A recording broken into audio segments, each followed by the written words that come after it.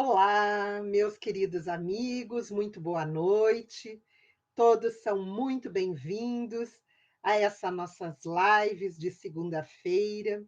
Hoje, dia 21 de agosto de 2023, nos reunimos uma vez mais em nome da AME Serra Gaúcha, em nome do Centro Espírita Allan Kardec de Bento Gonçalves. Teremos uma live, com certeza, de muitos ensinamentos, de profundos estudos. Hoje, estamos já aqui através da plataforma do YouTube, através da TV AME Serra Gaúcha, também no Facebook da AME Serra Gaúcha e por retransmissão dos nossos queridos amigos da TV Secal. Sejam todos bem-vindos e também queremos cumprimentar aqueles que irão nos assistir posteriormente. Sintam-se lembrados, acolhidos, abraçados nesta grande família espírita que é a família da AME Serra Gaúcha. Já estão conosco aqui o Vitório e o palestrante da noite, o Wallace Oliveira. Boa noite, Wallace. Seja muito bem-vindo. Boa noite, Samira. Boa noite, Vitório. Boa noite, amigos da AME Serra Gaúcha, do SEAC Bento Gonçalves, né? E a todos os presentes. Como sempre, um grande prazer estar aqui com vocês nessa noite de hoje. Nós já temos também conosco a Geni, a Elisete, a Lídia, o pessoal da TV Secal, já estão aqui conosco. Nós vamos dar boa noite ao Vitório e solicitar a ele que já faça a prece de abertura para depois apresentarmos o palestrante da noite. Meu boa noite a todos, em especial ao nosso querido Wallace, por poder novamente contar com a presença dele e com certeza nos terá, como sempre o faz, preciosidades, trazendo-nos estudo aprofundado nas palavras do Mestre. Então, com esse sentimento, eu convido a todos que nos sintamos envolvidos por Jesus, para que através deste momento possamos cada vez mais compreender a preciosidade dos seus ensinos, que vem nesta noite através do Wallace, proporcionando-nos, Senhor, sentido maior em nossas vidas, que possamos aquilatar a oportunidade que nos é dada neste momento, para que, como cristãos espíritas que somos, agasalhar em nós os ensinamentos do Mestre,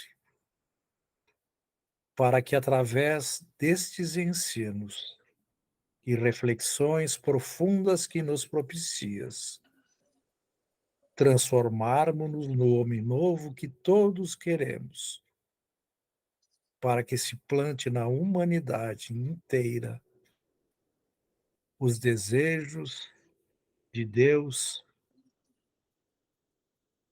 e os desejos de Jesus, para que a humanidade se transforme numa verdadeira fraternidade. Te agradecemos por esse momento e te rogamos, Senhor, esteja conosco neste momento e sempre, e que assim seja. Obrigada, Vitório. Então, vamos apresentar o Wallace para os que ainda não conhecem, os que irão assistir posteriormente. O Wallace é auditor fiscal da Receita Estadual do Estado de Minas Gerais, morador de Belo Horizonte. Ele é escritor, autor de 5 livros, estudioso, profundo das parábolas de Jesus e palestrante espírita. Nós gostaríamos que, ao final da sua apresentação, Wallace pudesse também apresentar os seus livros, inclusive o mais recente, Sermão Profético, número 2, que com certeza também já tem agradado a todos que gostam dessa temática. Então, Wallace, seja muito bem-vindo com este tema, Parábola do Vinho e dos Odres. A palavra é sua. Obrigado, Samira. Boa noite, amigos. Trazer, como sempre, mais uma das belas parábolas do mestre Galileu Jesus, né? Sempre aquela visão da gente trazer a lembrança, né, daqueles que não conhecem, apesar dessa parábola ser, eu acredito, ser bastante conhecida nessa passagem evangélica, mas trazer aquela visão mais profunda da doutrina espírita, ou seja, a visão espírita das parábolas de Jesus. Então, deixa eu compartilhar aqui com vocês a parábola de hoje, que eu trago para a reflexão de todos, né, é a parábola do vinho e dos odres. E ela trata de um assunto, ela é bem uma parábola bem fácil, bem tranquila, e trata de um assunto também conhecido de todos, que é o processo de espiritualização da humanidade. Então, né, demonstrando que esse assunto, para quem já me conhece, já assistiu às outras palestras, né, a gente vê que esse assunto abordado por Jesus é recorrente. Né? Ele está sempre utilizando essa visão mais profunda, nos remetendo a um momento que, na realidade, é o que a gente está vivendo hoje. Então, vamos lá. Vamos fazer essa reflexão, parábola do vinho e dos odres. Como sempre, toda parábola encontra-se, né, contida num contexto. Então, vamos lá ao contexto evangélico no qual ela se encontra, né?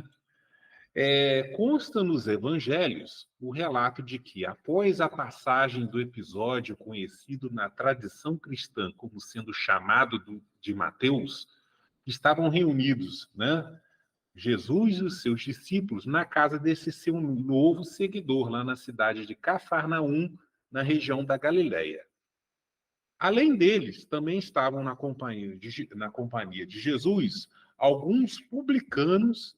Quem eram os publicanos? Eram aqueles que, segundo os relatos, odiados cobradores de impostos para os romanos, né? Eles cobravam os impostos dos judeus para entregar aos romanos, por isso que eles eram odiados, né? E outros judeus considerados, lá fala, pecadores, ou seja, julgavam ser não cumpridores da Torá, que é a lei mosaica, né? Igualmente, também compareceram àquela reunião não só alguns fariseus. Quem eram os fariseus? Eram os líderes religiosos de uma das seitas mais ortodoxas do judaísmo. Porque o judaísmo, assim como o cristianismo, ele tem tinha e tem até hoje, seitas, né? Divisões de entendimentos, né? Então, os fariseus eram os representantes de uma das seitas mais ortodoxas dentro do judaísmo. E também outros judeus estavam também presentes, e lá fala que eles eram os discípulos de João o Batista, ou seja, o primo de Jesus, e João tinha a sua doutrina, que estava preparando a vinda do mestre. Então, a gente pode falar que eles eram da seita dos joanitas, né? Então, todos eles, naquela oportunidade, estavam indagando Jesus e os seus discípulos acerca da conduta de Jesus como um dos rabinos, que são os mestres professores do judaísmo. Os registros evangélicos esclarecem que aquele encontro gerou uma discussão acerca da forma de interpretação da lei mosaica, onde, por um lado, aqueles líderes religiosos mais ortodoxos ou inflexíveis questionavam Jesus sobre o motivo dele estar, naquela ocasião, fazendo um banquete junto de outros judeus considerados impuros e que, por esse motivo, eram tratados como indignos, né? Que lá são os pecadores, né? E, por outro lado, aqueles seguidores de João Batista, os joanitas, também quiseram saber de Jesus por qual motivo seus discípulos, né, os seus alunos, não praticavam, assim como eles e também os fariseus costumavam fazer, o jejum obrigatório semanal, segundo a tradição judaica, porque consta lá que eles, né, exageradamente jejuavam 2 vezes por semana. E certamente aquele dia deveria ser um dia de jejum, né? Segundo a tradição judaica. Então, de acordo com aquela tradição, que exacerbava, ou seja, aumentava em muitos pontos as obrigações prescritas na lei judaica, distorcendo-a, a prática do jejum material, que é aquela abstinência temporária de alimento e água, tem por objetivo a promoção da purificação do homem quanto aos seus pecados cometidos. Lembrando, gente, que a palavra pecado que chegou para a gente, né, o seu significado em hebraico significa errar o alvo, ou seja, desviando-se de Deus, ou seja, deixar de cumprir a sua vontade. Deste modo, jejuar é considerado por eles como sendo um ato de expiação dos pecados, constituindo-se numa das formas utilizadas para se impor e sofrer penalidades, e deste modo reparar os delitos, que são esses pecados leves cometidos, promovendo assim, entre aspas, né, uma simbólica cura das suas doenças do espírito. Porém, a prática deste e também de outros atos acabou sendo, ao longo do tempo, distorcida pelas doutrinas daqueles religiosos, né? Que aquela doutrina é considerada, né, é dita judaísmo rabínico, ou seja, dos rabinos, que no caso eram os fariseus, né? De uma das facções. Logo, desejando tratar sobre quem realmente necessitava de uma cura dos seus pecados cometidos, então Jesus, citando os antigos profetas, no caso aqui ele citou o profeta Oséias, respondeu para aqueles religiosos, advertindo-os: não necessitam de médicos sãos, mas sim os doentes. O que ele está querendo dizer? Quem precisa de mestre ou professor não são os justos, mas sim os pecadores, né? Para demonstrar que é isso mesmo, olha o que ele falou. Ide, porém, aprendei o que significa, ou seja, chamando a atenção daqueles líderes. Ó, vocês estão interpretando mal. Vá e aprenda. E aí ele citou Oséias: misericórdia eu quero e não sacrifício. Lembrando que a palavra que chegou para a gente, né, traduzida para o português como sacrifício, em hebraico significa corban, e ela tem um significado, que é a adoção de atos de aproximação a Deus, ou seja, demonstrando que se o pecado é o desvio da meta, então quando você adota atos de aproximação, você está adotando aquilo que é chamado dentro da cultura judaica de sacrifício, é o corban. Aí ele continuando: porque eu não vim a chamar os justos, mas os pecadores ao arrependimento. Também lembrando que essa palavra arrependimento que chegou traduzida para a gente, ela não é o simples pesar sobre os atos cometidos, né? Os atos errados, pecaminosos cometidos. Essa palavra em hebraico significa techuvá, e ela significa nada mais, nada menos do que o retorno a Deus, tendo que aquele processo de conscientização sobre a necessidade de uma mudança de conduta e de atitude moral, que é aquela mesma que na nossa doutrina espírita a gente chama de reforma íntima. Então, mostrando, o raciocínio é esse. Se pecar é desviar da meta e a gente tem que adotar atos de sacrifício, ou seja, atos de aproximação a Deus, um deles é o arrependimento, que é o retorno a Deus, né? Muito interessante para quem não conhece essas particularidades da cultura judaica, né, da linguística da cultura judaica. Prosseguindo naquele contexto, então, segundo aquele antigo profeta, o conhecimento da vontade de Deus era bem mais importante que o simples cumprimento dos holocaustos realizados no templo. Logo, aqueles religiosos que deturpavam com suas falsas doutrinas o judaísmo ainda não haviam entendido perfeitamente que o verdadeiro conhecimento de Deus, mediante a compreensão da doutrina de Jesus, baseada principalmente nas virtudes espirituais, e naquele caso era o da misericórdia, estava acima não só dos atos exteriores referentes aos sacrifícios expiatórios, que a gente viu lá um deles, que é o jejum, que apenas mortificavam o corpo, mas também dos holocaustos ofertados no templo, segundo aquela tradição daquele povo, a tradição judaica.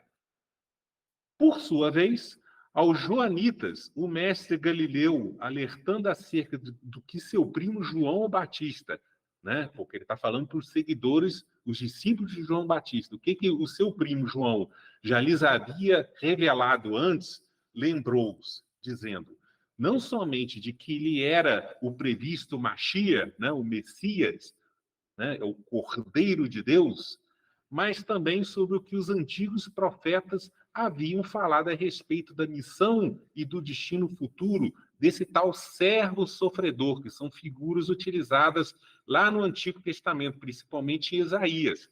Ou seja, lá é dito, né, que o Messias viria naquele momento, como de fato aconteceu, Jesus veio, né, o Cristo, e que ele seria morto. E aí, Jesus, fazendo uma analogia com a simbólica tradição do casamento, né, do Messias, do Cristo com a humanidade, olha o que ele disse para os joanitas naquela ocasião.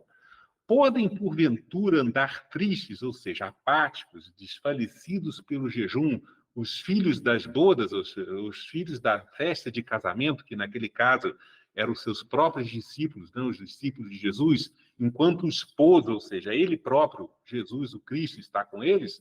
Ou seja, o que ele está querendo dizer? Ninguém jejua em dia de festa, né?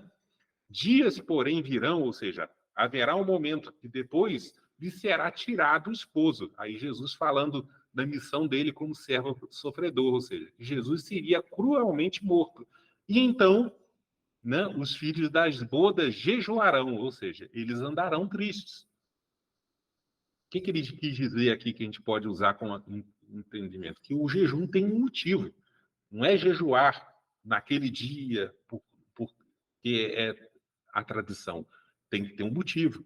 E aí, na sequência daquelas palavras, Jesus, citando um outro profeta, que a gente vai ver que no caso é o profeta Jeremias, proferiu uma parábola dupla em forma de sentença, dizendo a todos os presentes, ninguém deita remendo de pano novo em roupa, ou seja, em veste velha, porque semelhante remendo rompe a roupa e faz-se maior a rotura, ou seja, o rompimento ou buraco existente. Nem se deita vinho novo em odres velhos. Aliás, rompe-se os odres e entorna-se o vinho, e os odres estragam-se. Mas deita-se vinho novo em odres novos, e assim ambos se conservam. E mais ainda, ele disse, né, segundo a tradição de Lucas, ninguém tendo bebido o vinho velho, quer logo o vinho novo, porque diz, melhor é o velho. Então, gente, qual será a interpretação disso tudo que a gente leu até agora? Como sempre, né, aqueles que estão acostumados a ouvir, né, as explicações das parábolas que eu trago, eu vou trazer para vocês, vou fazer a interpretação usando a técnica hermenêutica, segundo os estudiosos da Cabalá judaica, onde aqueles estudiosos judeus ensinam que toda parábola apresenta 4 níveis de entendimento. E essa parábola, certamente, apresenta os seus 4 níveis. E quais são eles? O primeiro nível é chamado de interpretação literal. É isso que a gente fez até agora. É aquele entendimento que a gente tira da primeira leitura. E, geralmente, né, a gente consegue tirar dessa primeira leitura um sentido moral, né, que é muito fácil de compreender. Aquilo que eu expliquei, a questão do arrependimento, a questão da necessidade da mudança da conduta moral. O problema está justamente o quê? Em colocá-los em prática. Então, esse primeiro nível ele é bem fácil. É aquela leitura ao pé da letra. E aquele primeiro entendimento que a gente viu até aqui. O segundo e o terceiro níveis, como é que a gente vai fazer, como sempre? A gente vai fazer a identificação e a constatação do verdadeiro sentido de todas as figuras simbólicas e alegóricas utilizadas na parábola, que a gente já viu aqui. Uma delas é o quê? O vinho, o outro é o odre, o outro é o vestido, que vinho novo e vinho velho é esse, que remendo é esse, né? E aí a gente consegue fazer o quê? Sempre com uma conexão ou concordância de entendimento com outras passagens, outras parábolas, outros ensinos contidos tanto no Antigo Testamento da Bíblia quanto no Novo. E aqui a gente vai ter oportunidade, apesar dessa parábola simples, a gente vai ver que o entendimento dela abre a possibilidade de a gente interpretar, inclusive, algumas parábolas do livro do Apocalipse, que muita gente chega e fala, eu leio e não entendo nada. Por quê? Porque falta esse nível de construção de entendimento que a gente está trabalhando em todas as parábolas de Jesus. E a gente viu que essa conexão com outros ensinos contidos em outras passagens ou parábolas do Antigo Testamento, a gente já viu aqui, Oséias e Jeremias. Então, a gente vai também, inclusive, lá neles. E, por fim, a gente vai chegar no quarto nível de entendimento. Por quê? Porque depois que a gente identificar e constatar o verdadeiro sentido das figuras utilizadas, a gente junta os pontos que são essas figuras com essa nova interpretação sobre o significado mais aprofundado delas, e a gente como que constrói uma nova história, é o que a gente vai fazer aqui. E aí a gente consegue tirar o sentido espiritual, dali entender quais são os mistérios envolvidos, quais são as antigas profecias judaico-cristãs envolvidas, e traz também a ideia que é chamada de escatologia, que é o entendimento do quê? Do que quais seriam os acontecimentos previstos para o final dos tempos. Então, vamos lá, gente. Primeiro nível de interpretação. Vamos refletir sobre a parábola ora apresentada. Então, de acordo com os costumes religiosos judaicos, as vestes, as roupas, né, têm uma importância muito grande, sendo dado muito valor à aparência exterior, visto que eles acreditam que elas representam uma forma de identidade e de respeito, não só perante a sociedade, mas também a Deus. Os judeus vestem-se conforme as suas posses, igual a gente, guardando sempre a limpeza, ou seja, aquela ideia da pureza corporal e o extremo cuidado, principalmente em esconder as partes íntimas, ou seja, que lá nas escrituras é dita as suas vergonhas, né? Como remendo feito com pano novo, isso aqui, qualquer mulher, né, qualquer homem que cuida das suas vestes sabe disso, que qualquer remendo feito com pano novo numa roupa velha, já usada, provoca, durante o processo de lavagem, um grande rombo ao tensionar a costura. Ou seja, o remendo do pano novo encolhe, né? Então ele tensiona a costura. Então a sua restauração deverá ser feita necessariamente com um pano velho, ou seja, com um pano já usado, pois assim o remendo não encolhe. Então, é essa a ideia que Jesus se utilizou para falar daquela primeira parte da sua parábola. Por outro lado, ou seja, por sua vez, os antigos odres são recipientes feitos de peles, ou seja, de couros de animais, né? Principalmente os bodes, e utilizados para o armazenamento de líquidos, que no caso, ora em questão, é o mosto. O que é o mosto? É o sumo, o suco das uvas, o chamado vinho novo. Então, quer dizer, os odres é como se fosse a garrafa PET daquela época, não é, gente? Como um vinho novo, durante o processo de fermentação ocorrido dentro dos odres, libera uma grande quantidade de gases, então ele deve ser necessariamente armazenado em odres novos, pois esses têm a capacidade de suportar a consequente expansão do seu volume interno, esticando-se bastante. Por quê? Para quem, vamos explicar melhor isso aqui para as pessoas entenderem. Naquela época, colocava o mosto, que é o vinho novo, não fermentado, dentro daquela sacola de pele. E aí fechava. Com a fermentação, libera-se gases. Né? Aí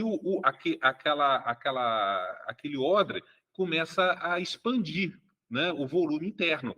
Se aquele couro já foi utilizado, aquela odre já foi utilizada em outros processos, ele chega num ponto que ele não expande mais, mas o gás está se formando dentro, então ele corre o risco de romper.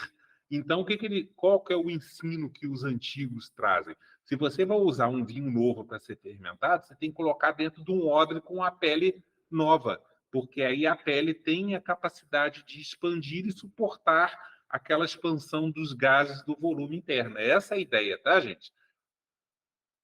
Logo, a conclusão lógica é de que, ao se pretender reformar uma roupa, ou seja, uma veste velha com buracos, não se pode utilizar um remendo de pano novo, mas sim um remendo de pano velho, porque senão, depois de lavá-la, o remendo de pano novo engole, rasgando a roupa reformada, ocasionando, então, não só um furo bem maior que expõe as partes íntimas, ou seja, as vergonhas, né?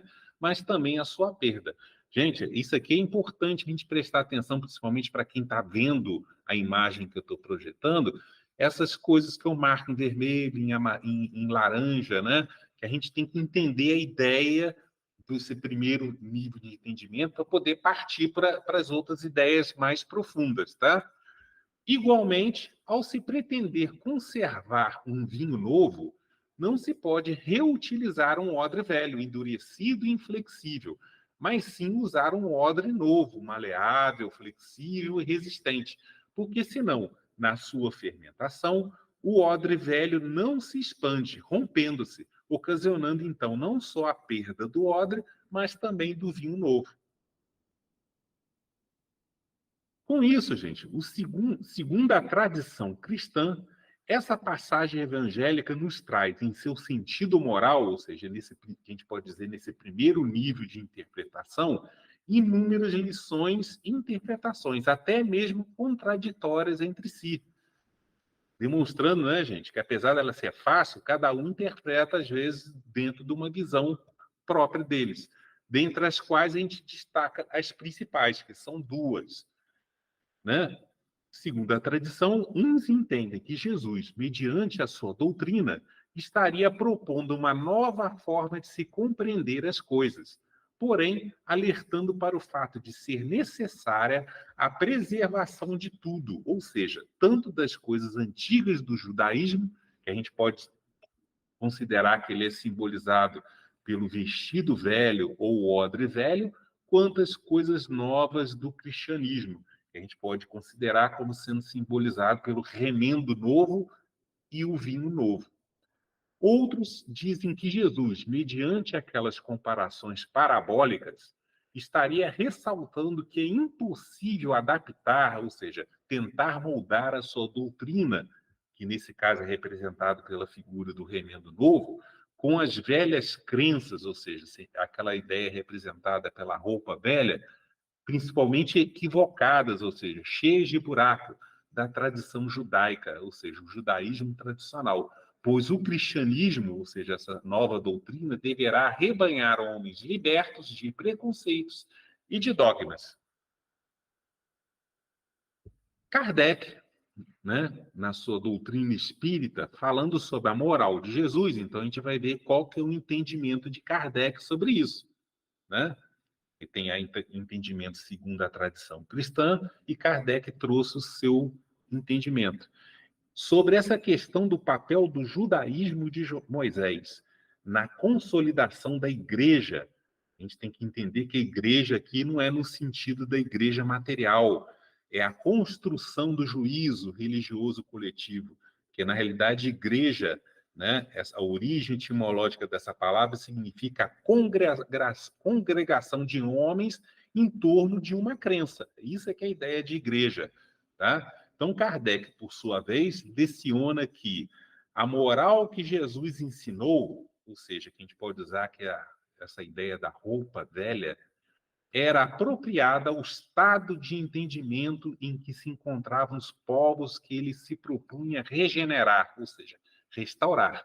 E esses povos semi-selvagens, quanto ao aperfeiçoamento da alma, não teriam compreendido que se pudesse adorar a Deus de outro modo que não por meio de holocaustos, pois a inteligência deles, muito atrasada, se achava em imoralidade, e não se houvera convertido sobre o império de uma religião inteiramente espiritual, que a gente pode utilizar aqui a imagem da roupa nova, ou seja, uma religião com ideias puramente abstratas. Falando sobre a moral cristã, né, sobre o cristianismo de Jesus, Kardec a seguir acrescentou dizendo: Jesus, porém, né, fazendo aquele paralelo, confrontando essas duas formas de entendimento, né, o judaico de Moisés com o cristianismo, conformando, olha só, Kardec já dando uma ideia do que a gente vai tratar lá na frente. O que é conformando? A gente pode usar que é aquela ideia de remendando ou adaptando, né, o seu ensino, ou seja, a doutrina, com os estados dos homens de sua época. Então, aqui é importante a gente já tirar uma conclusão, né? É como se ele estivesse colocando um remendo de pano velho na roupa velha do judaísmo, né? É isso que Jesus falou. Ele estava conformando, que a gente vai entender o que é isso. Não julgou conveniente, ou seja, prudente, dar luz completa, ou seja, colocar, né? Ou trazer, ou remendar com um pano novo, revelando aquela ideia de revelar abertamente todas as coisas, percebendo que eles ficariam deslumbrados, visto que não a compreenderiam. Limitou-se, ou seja, então Jesus foi até certo ponto, né?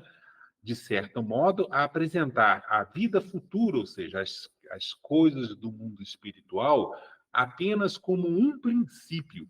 Então, é aquela ideia, ele dando-se o vinho misturado com água, né? Como uma lei da natureza a cuja ação ninguém pode fugir. O que é isso, vinho misturado com água? Essa simbologia ela encontra-se principalmente numa outra passagem parabólica, que é a parábola da água e do vinho, daquela passagem conhecida como as bodas de Caná.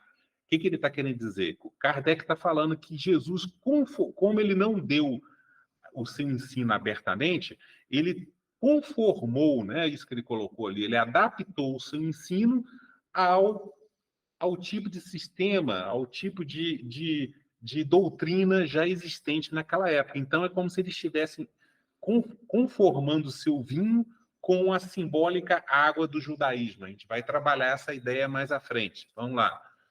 Com isso, gente, a gente encerrou o primeiro nível de entendimento. Ele é bem tranquilo, né? Dá para a gente tirar umas conclusões bastante interessantes. Agora vamos começar a aprofundar um pouquinho mais. Esse segundo nível a gente vai tratar junto com o terceiro, onde a gente faz a identificação das figuras utilizadas e seus significados. E aí, no final, a gente vai tentar construir uma nova história. Então, está aqui a parábola, a gente vai entender que remendo de pano é esse, que roupa veste ou veste velha é essa, qual que é a ideia do remendo, que vinho, o que significa o vinho, que vinho novo, ou vinho velho, odres novos, odres velhos, o que isso tudo significa? Então, nós vamos entender. Né? A gente viu que até o Kardec, no seu primeiro nível de interpretação, ele já trouxe algumas ideias que são bem simples da gente apanhar. Mas vamos lá, vamos trabalhar isso. Simbologia das figuras do vinho e do remendo de pano. Quanto à figura do vinho, ele não representa apenas o sumo, ou seja, a essência da uva que foi posta para a fermentação nos odres, mas ele é, na verdade, o símbolo de uma doutrina de natureza religiosa. Logo, o vinho é o símbolo da compreensão. O que eu estou querendo dizer? É da construção do entendimento formado ou do juízo formado pela humanidade a respeito do quê? Daquilo que a gente chama das leis e dos mandamentos divinos. Sendo que isso tudo a palavra de Deus fornecida aos homens através dos profetas, mas em forma de uma doutrina o quê? Humana, né? Essa figura do vinho equivale nessa parábola à do remendo de pano. Então a gente já pode tirar aqui a primeira conclusão. Vinho é igual ao remendo de pano, significa doutrina. E então a gente vai trabalhar isso para demonstrar que realmente a ideia é essa. E a gente vai fazer aquela concordância com outras passagens contidas nas Escrituras. Então, vamos lá. Para comprovar esse entendimento ora apresentado, vejamos alguns exemplos. Consta no livro do Apocalipse, é o livro da revelação de João, o seguinte relato. Olha como é que abre o entendimento, gente. Lá tem uma passagem lá do Apocalipse 14, verso 8. Fala assim, outro anjo seguiu dizendo, caiu, caiu Babilônia, aquela grande cidade. Então, para quem estudou aí o os ensinos, né, que eu e o Marco Paulo demos, né, a gente não pode entrar aqui em detalhes. A gente sabe que a figura da Babilônia, aquela grande cidade, representa o quê? Aquela igreja transviada de Roma, né, durante o período da Idade Média, que é o símbolo da falsa doutrina construída pelos homens. Não é isso que a gente está tratando? E aí ele continua, né? Caiu aquilo tudo, né? Aquela grande igreja que a todas as nações, ou seja, que a toda a humanidade terrena, olha só, deu a beber do vinho. A gente viu aqui que ele não está falando de vinho, ele está falando do quê? Transmitiu a sua doutrina adulterada ou deturpada, fazendo com que os homens a assimilassem como sendo a verdade, mas não era, né? Da ira da sua prostituição, olha só, usando aqueles linguajares todos, né? Mas o que ele está querendo dizer? Mas contendo interpretações falsas das leis e dos princípios religiosos contidos no quê? No cristianismo original, que Jesus trouxe porque ele veio o quê? Resgatar o verdadeiro sentido do judaísmo original que já estava sendo deturpada naquela época. Então, este outro vinho que está sendo citado aqui, ou doutrina adulterado, fornecido à humanidade ao longo da Idade Média, ou seja, pela aquela simbólica Babilônia, representa de fato aquele simbólico vinho misturado com vinagre fel. Está lá a passagem do Evangelho de Mateus. Ou seja, o cristianismo deturpado por Roma, que é o símbolo do remendo de pano, ou seja, da doutrina que acabou deixando o quê? A roupa velha, que já existia, com buracos, ou seja, com deturpações bem maiores do que antes. Olha como é que fica fácil a gente tirar uma boa, uma mais prudente interpretação. E para demonstrar que não sou só eu que estou dizendo isso, a Wallace está dizendo besteira aqui. Não, gente, olha lá. Emmanuel, no livro A Caminho da Luz, olha o que ele falando sobre essa adulteração da doutrina original do Cristo, ou seja, o cristianismo, que segundo a exegese cristã é chamada de apostasia, disse. Ele fala assim, a Igreja de Roma, que antes da criação oficial do papado, que ocorreu por volta ali do ano 500, 500 a 600 depois de Cristo, desculpe, ela considerava-se a eleita de Jesus, ao alvorar-se em detentora das ordenações de Pedro. O que ele está falando aqui? Ele está falando do dogma do chamado primado de Pedro. Está lá, baseado numa passagem lá do livro do Evangelho de Mateus, capítulo 16, verso 18, né? Então ele coloca, ela não perdia oportunidades para afirmar sua injustificável primazia junto às outras congêneres, ou seja, os outros bispados, que naquela época era de Antioquia, de Alexandria, ou seja, eram 5, formando uma chamada pentarquia. Na sequência, Emmanuel falando, herdando os costumes romanos e suas disposições multisseculares, procurou um acordo, ou seja, uma aliança de entendimentos, né, com outras doutrinas consideradas pagãs pela posteridade, ou seja, ao longo do tempo, modificando as tradições puramente cristãs, ou seja, adulterando o cristianismo original, adaptando textos, improvisando novidades injustificáveis e organizando finalmente o catolicismo, que a gente pode chamar, usando o linguajar dessa que a gente está estudando aqui, esse vinho adulterado, ou seja, essa nova religião, sob os escombros da doutrina deturpada, ou seja, que fogem totalmente dos verdadeiros princípios contidos na doutrina primitiva, né, que a gente pode dizer assim, original do Cristo. Retornando sobre a simbologia do vinho, ainda uma outra passagem daquele livro do Apocalipse, onde se tratou acerca do previsto processo de futura espiritualização da humanidade mediante o fornecimento de uma nova religião, de uma nova revelação, né, de uma nova doutrina divinal, ou seja, do envio a este mundo, né, de um outro consolador prometido por Jesus, segundo a tradição joanina, né, de João o Evangelista, né, consta, tem lá no Apocalipse 14, verso 10, Este também, ou seja, na sequência daquele contexto, que a gente pode dizer que ele está tratando dos homens da futura humanidade, beberá do vinho, ou seja, o que é beber o vinho? É assimilar no futuro, né, o vinho da ira de Deus, ou seja, a nova doutrina portadora da verdade divina, que se deitou. O que é deitar o vinho, servir o vinho? Ou seja, deitar é servir o vinho, ou seja, ensinar. Né? Então, que se deitou, que foi servido ou ensinado, não misturado. O que ele está querendo dizer? Nem com água, né, que é a simbólica água do judaísmo, sequer adulterado, que a gente viu que é aquele com vinagre e fel, né, que é a doutrina católica. Ou seja, ele está falando daquela doutrina que será transmitida abertamente aos seus discípulos, em seu real sentido e pureza espiritual. Aí ele prossegue, no cálice da sua ira. O que ele está querendo dizer? Através da futura missão doutrinária do novo enviado do Cristo.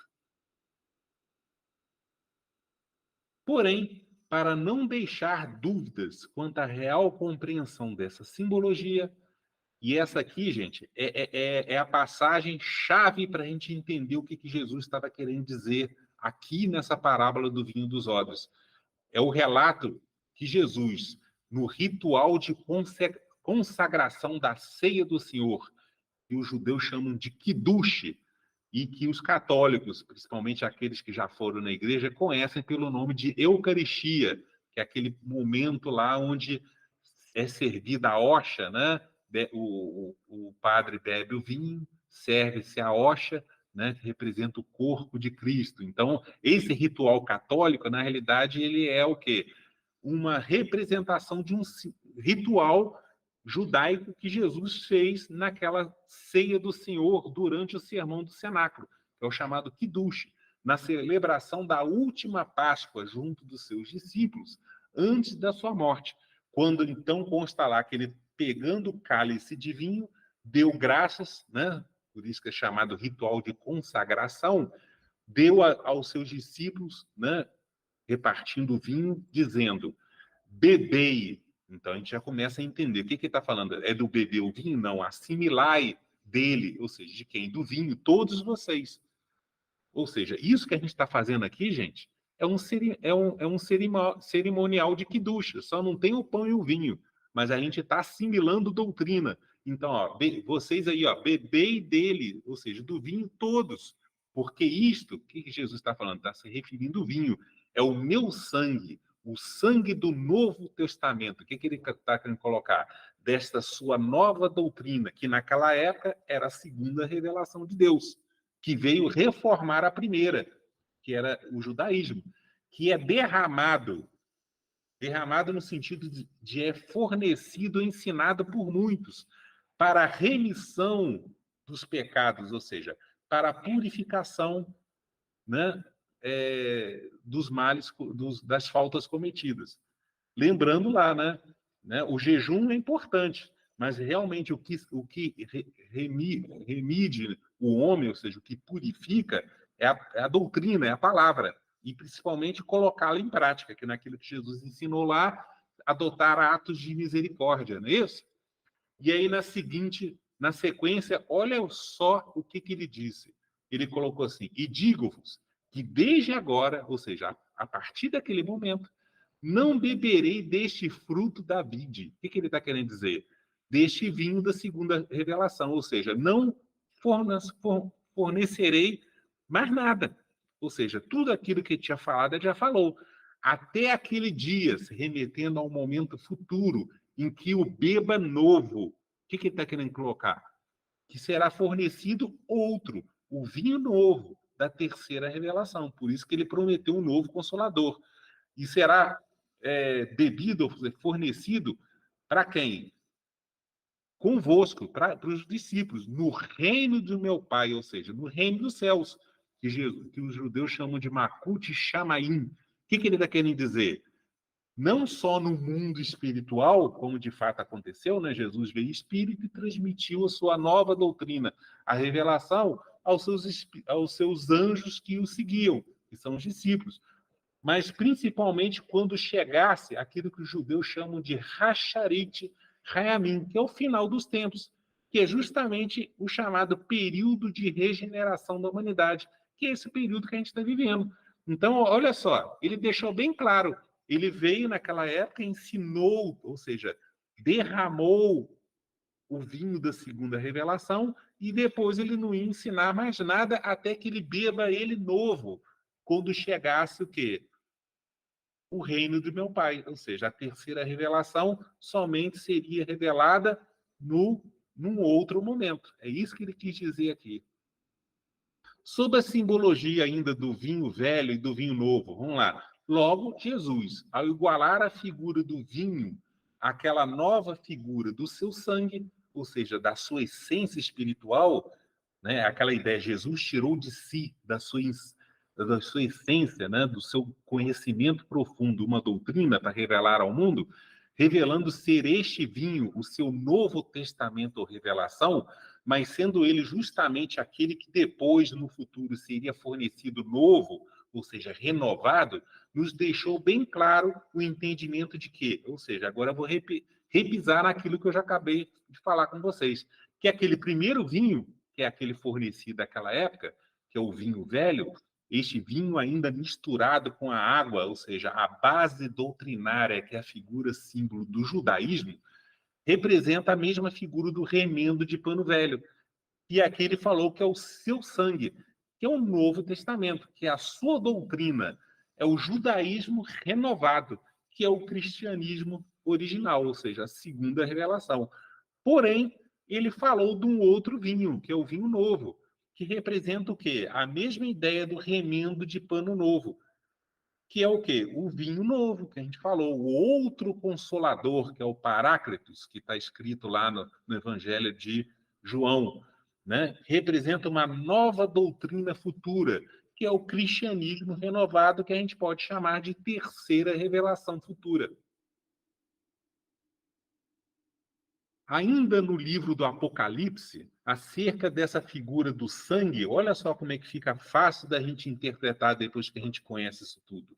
Tem uma passagem lá no Apocalipse 17, verso 6. Ele fala assim: vi que a mulher, né, a mulher que ele estava sendo tratada lá, é a simbologia da mulher adúltera, que na realidade ela é o símbolo da futura esposa do Cristo ou da igreja, representando que a assembleia ou a congregação da humanidade com as suas crenças religiosas. É isso que ele está querendo dizer. Então ele viu aquela igreja representada pela mulher adúltera, que ela estava embriagada com o sangue dos santos. Embriagada com sangue. A gente viu que a figura do sangue significa o quê? A doutrina, é a mesma coisa do vinho, né? O que ele está querendo dizer? Que, embora adulterados, ela possuía em abundância não só o vinho misturado com a água do judaísmo, que é o símbolo da doutrina que foi ensinada pelos antigos profetas enviados por Deus, e aí ele fala que ela também estava embriagada do sangue das testemunhas de Jesus. O que ele está querendo dizer? Que, embora adulterados, ela também possuía em abundância o vinho misturado com aquilo que Jesus chamou a água viva do cristianismo, que é o símbolo da doutrina ensinada por Jesus e pelos seus discípulos. Tranquilo, né, gente? Em outra passagem do livro do Apocalipse consta, agora lá no Apocalipse, verso 7, capítulo 7, verso 14, ele coloca assim: estes, né, falando dos homens, são os que vieram da grande tribulação. O que é isso, gente? Não dá para entrar em detalhes, não. São os que suportaram o longo período de aflições e tormentos vivenciados pela humanidade. Quem quiser saber maiores detalhes sobre isso, consta nos arquivos digitais das palestras da AME Serra Gaúcha e também na minha página no YouTube, a palestra que trata do livro O Sermão Profético de Jesus, onde eu tratei profundamente disso tudo, tá? Então ele coloca: esses homens são os que vieram da grande tribulação, ou seja, que suportaram um longo período de aflições e tormentos vivenciados pela humanidade. E aí, olha como é que as ideias ao pé da letra ficam deturpadas. Lavaram as suas vestes e as branquearam no sangue do Cordeiro. Como é que você lava uma veste do sangue e ela fica branca? É porque não é sangue e ele está falando de outra coisa, né? Então, são aqueles que remendaram, vamos colocar assim, as suas roupas, passando pelo processo de purificação dos seus espíritos e as purificaram, ou seja, remendando aquele pano novo, com o pano novo da doutrina de Jesus, tornando-se que moralmente virtuosos mediante a aceitação da doutrina de Jesus, que é o cristianismo. É isso que ele está querendo dizer. Agora, mudando, sobre as figuras do odre e da roupa. Então, sobre essa figura do odre, que conforme vimos é o recipiente apropriado para receber e conservar o simbólico vinho, que a gente viu que significa doutrina, compreende-se que ele representa, de fato, o próprio homem disposto a se saciar, ou seja, a beber, né, a se embriagar, ou seja, a assimilar em sua consciência, ou seja, em seu juízo ou entendimento das coisas, uma doutrina, ou seja, o vinho ou o ensino espiritual. Essa figura do odre equivale, nesta parábola, à figura da roupa ou veste. Então, o odre equivale à figura da roupa da veste que representa o homem em seu aspecto particular, e isso aqui é importante a gente entender, tá, gente? Porque tem figuras que têm o seu aspecto particular e o seu aspecto mais amplo, coletivo. Então, e representa a humanidade em seu aspecto coletivo. Mas é o homem em si, ou é a igreja em si? Não, ela representa o juízo, que é a consciência dos homens, tanto em seu aspecto particular, quanto no seu aspecto coletivo ou institucional, representando as instituições humanas, ou seja, como é que as instituições agem de acordo com a consciência dos seus dirigentes. É essa a ideia, tá, gente? Igualmente, na Bíblia existem muitas evidências que confirmam essa interpretação ora adotada. Ou seja, quando a gente tira a conclusão sobre uma figura, o que ela representa, ela tem o mesmo entendimento em todas as passagens onde aquela figura é adotada nas antigas escrituras. Não muda não, tá, gente? Porém, encontramos a justificativa principalmente numa passagem do livro do profeta Jeremias, demonstrando que Jesus, de fato, utilizou-se dela na construção da sua parábola proferida aos presentes naquele banquete da casa de Mateus. Ou seja, Jesus citava as antigas profecias, ou parábolas, ou passagens das antigas escrituras o tempo todo. Nesse caso, ele citou Jeremias. Consta o relato, naquela passagem do livro de Jeremias, de que Deus havia dito ao profeta: este povo maligno, que recusa ouvir as minhas palavras, que caminha segundo a dureza do seu coração. O que ele está querendo dizer? Com inflexibilidade de entendimento. Ou seja, é quase que ele falando assim, com aqueles odres velhos que não são mais flexíveis, e anda após, ou seja, que seguem deuses alheios. Ou seja, o que ele está querendo dizer? É aquela ideia, eles são idólatras, seguem outros deuses. Mas o que ele está querendo dizer? O que é seguir outros deuses? Eles adotam outros entendimentos estranhos, né? Estando assim, né? Mas essa mesma ideia não foi falada lá da mulher adúltera, então significa que ele está falando de um estado de simbólico adultério espiritual, ou seja, o adultério espiritual significa você não cumprir a vontade de Deus e seguir outros entendimentos estranhos. É isso que está sendo colocado aqui, para servi-los e inclinar-se diante deles. Será tal esse cinto, aí no contexto lá ele estava se referindo a um cinto, né? Que para nada presta. O que ele está querendo dizer? Se não presta, eles serão lançados fora. Então ele também tratou aqui, nesse contexto, daquilo que Jesus falava o tempo todo, daquele processo de avaliação, seleção e separação da humanidade. Ou seja, aquele povo maligno que não se endireita serão simbolicamente lançados fora, porque serão tal qual o cinto, que nada presta, né? Ou seja, gente, esse livro do profeta Jeremias, 700 anos antes de Cristo, ele está falando daquela época ou está falando de hoje? Parece que ele está falando de hoje, né? Mudou pouca coisa, não é isso, gente? Aí, na sequência, ele fala assim: portanto, diz-lhes esta palavra. Assim diz o Senhor Deus de Israel: todo odre se encherá de vinho. E eles, o povo maligno, dir-te-ão, ou seja, eles vão dizer sem compreender, né? Porventura, não sabemos nós, Senhor, muito bem que todo odre se encherá do vinho? Ou seja, é tipo assim, eu entendi a primeira interpretação, o primeiro nível de interpretação, né? Isso aí tá tranquilo, né? Aí, na sequência, né, o Deus Jeová do Antigo Testamento falando para o profeta, mas tu dize-lhes, ou seja, lhes dê a correta interpretação, porque eles entenderam, mas entenderam limitadamente. Assim diz o Senhor, eis que eu encherei no futuro, né, de embriaguez, ou seja, eu fornecerei em abundância o simbólico vinho da doutrina divinal. É isso que ele está querendo dizer. Para quem? A todos os habitantes desta terra, ou seja, humanidade, os simbólicos odres, ou seja, demonstrando que essa passagem é profética e nós estamos vivenciando ela hoje, nesses tempos atuais. Enfim, o que ele está querendo dizer? Que haverá uma futura proliferação da sua palavra entre os homens, e nós estamos vivendo novamente, vivendo esse momento. Demonstrando o entendimento de que a figura do odre equivale à ideia referente a qualquer tipo de recipiente, como, por exemplo, a roupa, o cálice ou o vaso, consta no livro dos Atos dos Apóstolos, olha só, demonstrando que a ideia é sempre a mesma. Muda-se, às vezes, a figura, mas a ideia é a mesma. É o recipiente que recebe algo, né?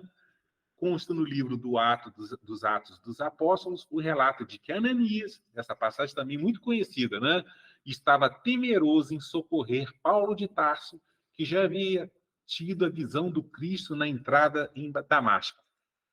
Mas falando sobre a futura missão do apóstolo dos gentios, ou seja, aquele que ia levar a palavra do Senhor, né, a doutrina cristã aos povos não judeus, o Senhor lhe disse: vai, ou seja, socorra-o, porque este é para mim um vaso. Olha só, está falando que Paulo é o vaso, ou seja, é um homem escolhido para levar o meu nome, ou seja, a doutrina, diante dos povos gentios.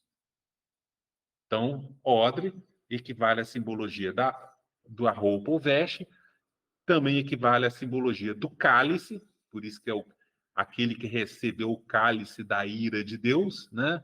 Que é a futura missão do enviado de Deus que a gente viu lá, né? É um homem, equivale à figura do vaso, que isso tudo equivale à figura do homem. Contudo, sobre essas figuras dos odres velhos e dos odres novos, equivalentes nessa parábola que a gente viu, as figuras das roupas velhas e das roupas novas, não devem ser equivocadamente compreendidas como sendo a representação simbólica dos homens velhos ou novos segundo as fases do seu desenvolvimento corporal, de acordo com as idades biológicas. Ou seja, certamente não foi esta a intenção de Jesus ao fazer nessa parábola uma distinção entre os dois tipos de roupas e de odres, pois ele estava, na verdade, se referindo a algo bem mais profundo, como a gente já viu, né? Ele estava falando sobre os antigos mistérios, aquelas antigas profecias judaicas. Ou seja, o mestre tratou do real entendimento do significado da palavra geração, que em hebraico significa bador, né? Muitas vezes utilizadas por ele nos evangelhos. Para comprovar toda essa alegação, há alguns exemplos que eu trago para vocês, onde Jesus tratou principalmente da cegueira espiritual dessa geração, ou seja, dessa humanidade, que não enxerga as coisas espirituais perfeitamente, ou seja, não compreende o verdadeiro sentido das suas palavras. Naquela passagem evangélica onde Jesus, por exemplo, após citar a parábola do semeador, foi questionado pelos seus discípulos porque ele ensinava o povo apenas através delas, ou seja, a gente pode usar o linguajar que a gente aprendeu aqui. Ele estava utilizando-se apenas de um remendo de pano velho ou de um vinho velho ainda misturado com água. Ou seja, o que eles quiseram perguntar? Por que você só transmite o vinho velho? Por que você já não dá logo o vinho novo para eles? Então, Jesus explicando as coisas, né, desculpa, aí eles perguntaram para Jesus, por que você não fornece logo vinho novo, em vez de você estar usando o vinho velho ainda misturado com água? Por que você não... O que ele está querendo dizer? Por que você não explica as coisas abertamente? E aí Jesus, citando o profeta Isaías, disse aos seus discípulos, aí ele falou assim, a vós, ou seja, aos discípulos, é dado conhecer os mistérios do reino dos céus, ou seja, esses antigos segredos que estão sendo revelados para vocês agora, que a doutrina espírita já vem trazendo isso, e às vezes a gente lia lá na codificação espírita e não conseguia atrelar aqueles ensinos de Kardec aos antigos mistérios da cultura judaica. Mas, na realidade, o vinho é o mesmo, só que novo, né? Renovado. Então ele coloca, aos discípulos é dado conhecer os mistérios do reino dos céus, mas a eles, se referindo ao povo, ainda, né, não lhes é dado, ou seja, conhecer ainda naquele momento, porque aquele que tem, ou seja, aqueles odres novos, que já tem o conhecimento, ou seja, a capacidade de receber o vinho, porque naquela época eles estavam recebendo a água e o vinho misturado com água, ele coloca, aqueles que já têm, se dará, ou seja, dará mais conhecimento, ou seja, dará no futuro vinho novo, e terá em abundância, ou seja, se embriagará. Mas aquele, ou seja, se referindo ao povo, os odres velhos, que não têm o que? O conhecimento, até aquilo que tem, ou que eles julgam ter, lhe será tirado. Né? É isso que Jesus quis dizer nessa passagem. O que ele falou? Que o coração, né, na parábola do semeador, que é o juízo e o entendimento deles, ainda estava endurecido, ou seja, inflexível. É aquele solo duro, onde a semente não entra, visto que encontravam-se incapazes de recepcionar em si, ou seja, em seus odres ou consciências inflexíveis, outros ensinos mais elaborados ou aprofundados, ou seja, eles não tinham condição de receber o vinho novo dos antigos mistérios judaicos.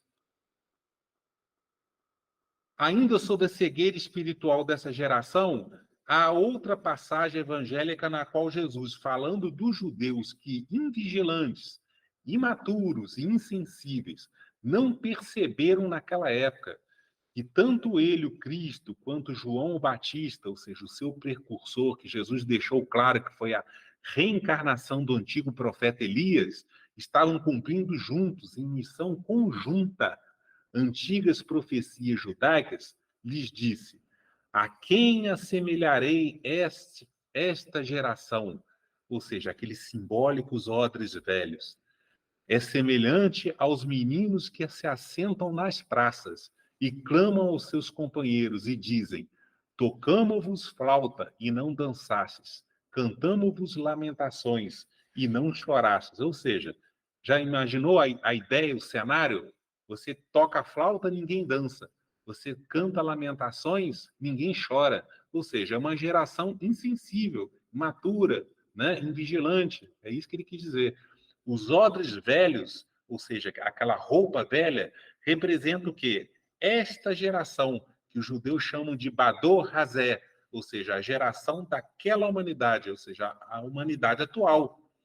Por quê? Porque a gente vai ver que depois Jesus vai falar da futura geração, da humanidade futura. Ainda sobre a cegueira espiritual, ainda na sequência daquelas explicações, Jesus disse, olha só, dessa mesma passagem, porquanto veio João, não comendo e nem bebendo. O que ele está querendo dizer? Está falando de comer e beber, comer comida, comer pão e beber vinho? Não.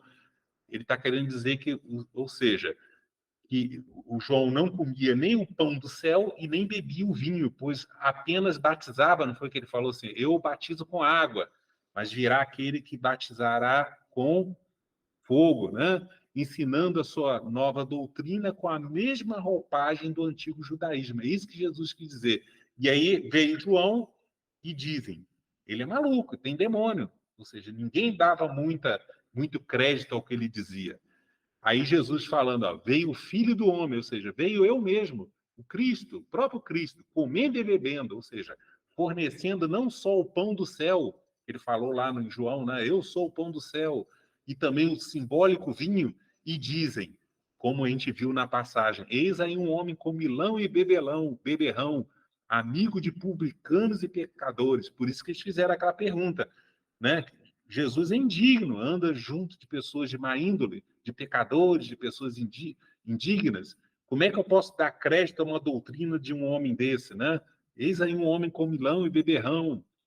Aí Jesus falou, mas a sabedoria, ou seja, o conhecimento espiritual, que é o vinho novo, é justificada, ou seja, será provada, assimilada, entendida, compreendida, aceita e retida por seus filhos, ou seja, pela nova geração futura, os simbólicos odres novos, que os judeus chamam de Bador Rabá.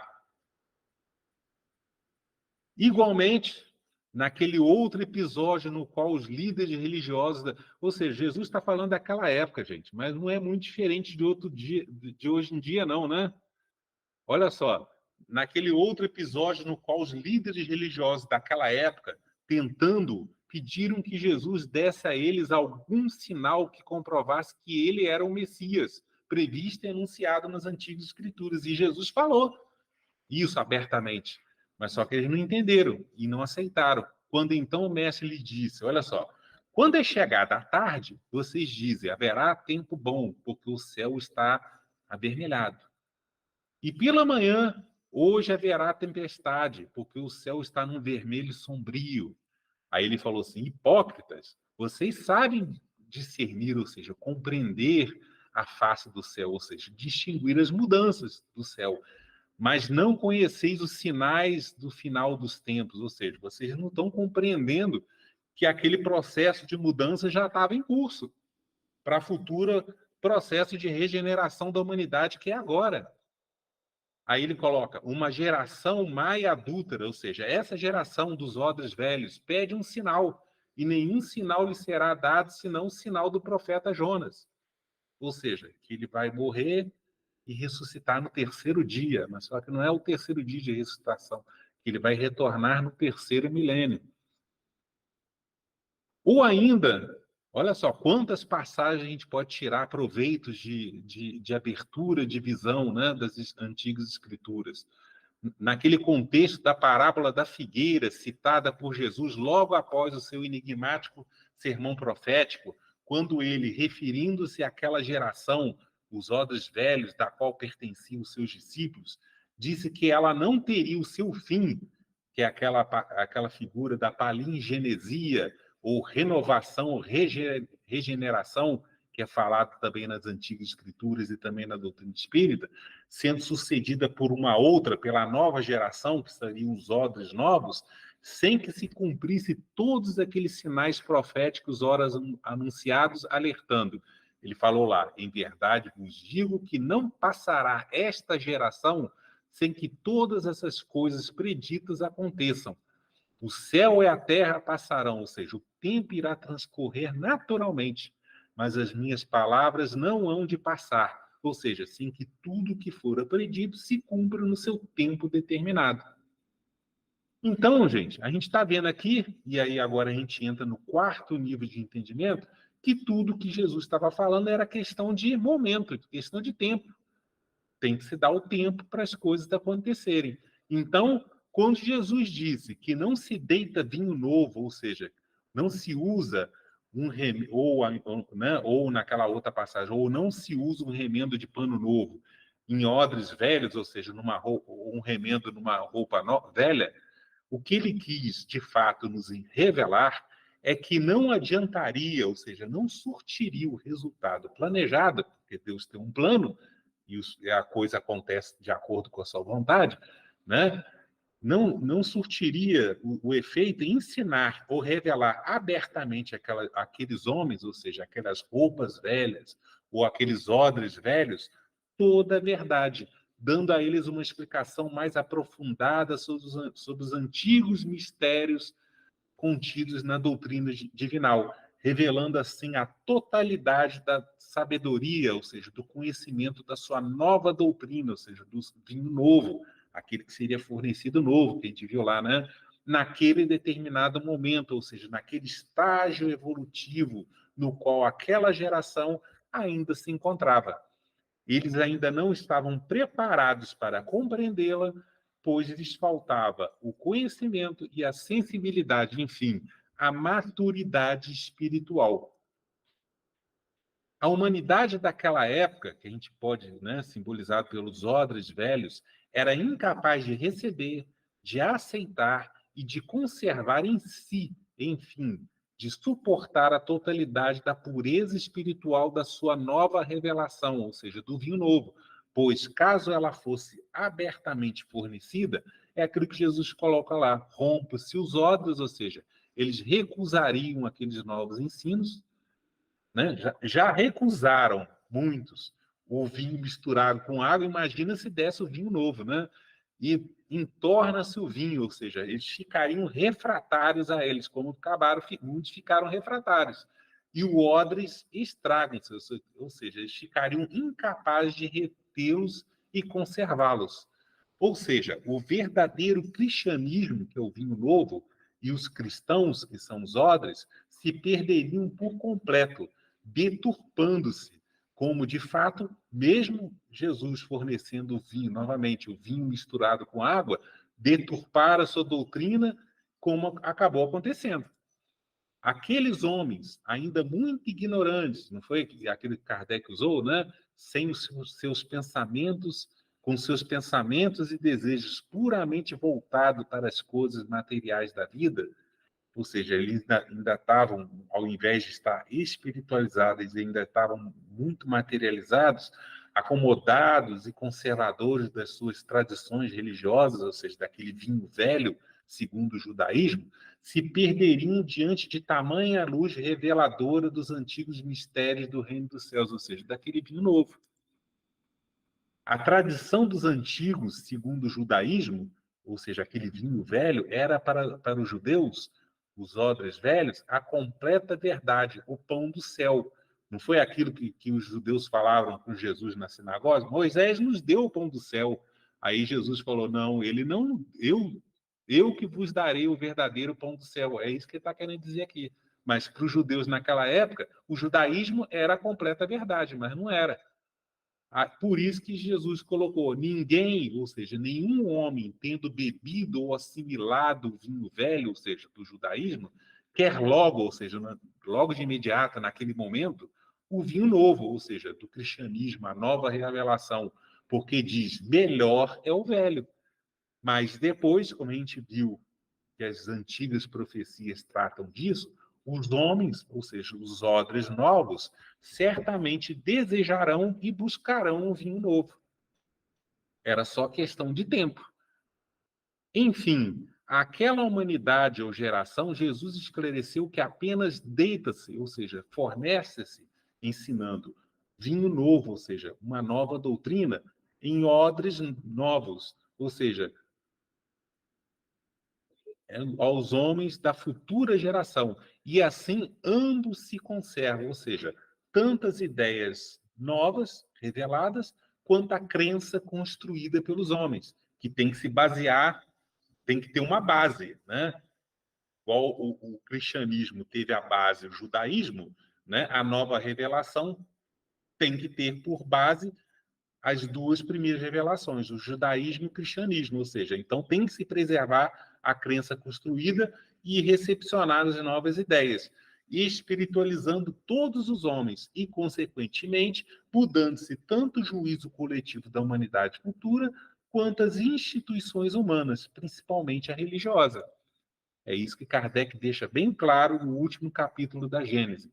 Então, os odres novos representam as roupas novas, representa a nova geração, ou seja, a futura geração que os judeus chamam de Bador Rabá, que é a humanidade futura. Então, a revelação da totalidade da doutrina do Cristo, ou seja, do vinho novo, ficaria assim como que reservada para ser fornecida abertamente apenas em outro momento futuro propício, que a gente sabe, com base em outras parábolas, em outros estudos, que tudo estava previsto para acontecer a partir do 7º e último milênio de um longo ciclo, né, que é a semana profética de anos, que a gente vai ver lá, que é o Shavuim, referente ao terceiro milênio da era cristã, conforme a sua promessa sobre o envio, ou seja, o advento do outro, ou do novo Consolador, que nós entendemos ser o Espiritismo, a terceira revelação, né? Lembrando, como eu sempre trago para vocês, aquele entendimento cabalístico judaico, que é aquele plano de Deus para esse último ciclo da humanidade, onde eles estabelecem que existe essa semana milenar de anos, que em hebraico é o Shavuim, onde cada dia é conforme 1000 anos, e essa contagem começa lá desde o simbólico Adão, que não é o único homem, ele representa o símbolo de uma geração e o símbolo de uma época, conforme a gente pode entender, principalmente lá do Livro dos Espíritos, questões 50 e 51, e Gênesis, capítulo 11, item 38. E aí a gente sabe que naquela contagem, Jesus veio no 4º milênio depois daquela contagem, e ele sempre falando, ó, retornarei no 3º dia, não foi aquilo que falou, né? A simbologia de Jonas, né? E aí, ele ia retornar no 3º milênio. Então, esse período, os judeus chamam de Olam Hazé, ou seja, este mundo, que é o período onde vive esta geração, o Bador Hazé, que nós da doutrina espírita chamamos de mundo de provas e expiações.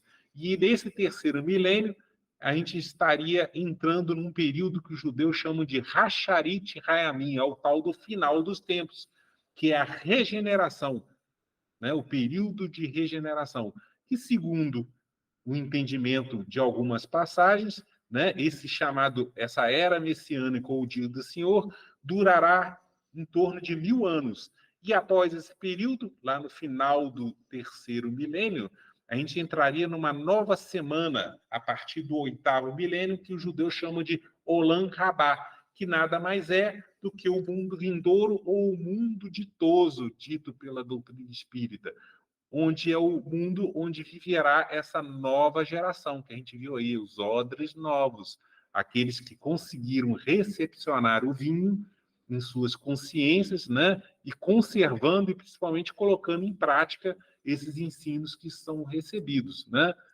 Então, novamente, tudo é questão de momento. E Kardec, no Livro dos Espíritos, olha só o que ele falou sobre esse processo contínuo e progressivo, tanto da evolução do conhecimento humano, quanto das substituições, são das gerações, né? Como se tivesse o quê? Resumindo isso tudo que a gente falou. Ele coloca lá, as ideias, principalmente religiosas, somente se transformam ao longo do tempo e não subitamente, ou seja, tudo é questão de tempo. De geração a geração vão se enfraquecendo e acabam por desaparecer pouco a pouco junto com seus seguidores, substituídos por outros indivíduos, ou seja, os simbólicos odres novos, que são homens inspirados por novos princípios, ou seja, por aquele vinho novo, assim como ocorre com as ideias políticas. E, na sequência, falando sobre essa ideia da nova geração, ele coloca assim, seria conhecer poucos homens, ou seja, os simbólicos odres, se pensássemos que uma causa qualquer pudesse transformá-los como por encantamento. As ideias, ou seja, aquela renovação dos juízos, se modificam pouco a pouco, de acordo com os indivíduos, e são necessárias gerações para apagar completamente os traços dos velhos hábitos, ou seja, do vinho velho. A transformação, ou seja, esse processo de regeneração da humanidade, só pode, portanto, se operar a longo prazo, como a gente viu que a coisa está acontecendo e irá acontecer, gradualmente, passo a passo. A cada geração, uma parte do véu, ou seja, daqueles antigos mistérios, se dissipa, ou seja, é quando é revelado abertamente tudo aos homens, respondendo àquela pergunta dos discípulos que fizeram para Jesus, né? Por que que não disse as coisas abertamente aos homens daquela época? Por causa disso. Em outro momento, Kardec, lá agora no Evangelho segundo o Espiritismo, falando sobre o método pedagógico utilizado por Jesus na transmissão da sua doutrina, olha só o que Kardec colocou. todo ensinamento, ou seja, todo deitar o vinho, ou seja, transmitir doutrina, deve ser proporcionado à inteligência daquele a quem se queira instruir, porquanto há pessoas a quem uma luz por demais viva deslumbraria sem as esclarecer. Dá-se com os homens, ou seja, com a humanidade em geral, o que se dá em particular com os indivíduos, ou seja, com os odres, demonstrando aquela ideia que eu falei, os odres têm um sentido individual particular, que é o homem, e tem um sentido coletivo, que é a humanidade. As gerações têm sua infância, sua juventude e sua maturidade, demonstrando aquilo que a gente colocou. Naquela época, eram como se fossem crianças espirituais, imaturas, insensíveis. Hoje ainda existem alguns, né? Mas a gente já está numa condição de ter uma certa maturidade para compreensão de certas coisas.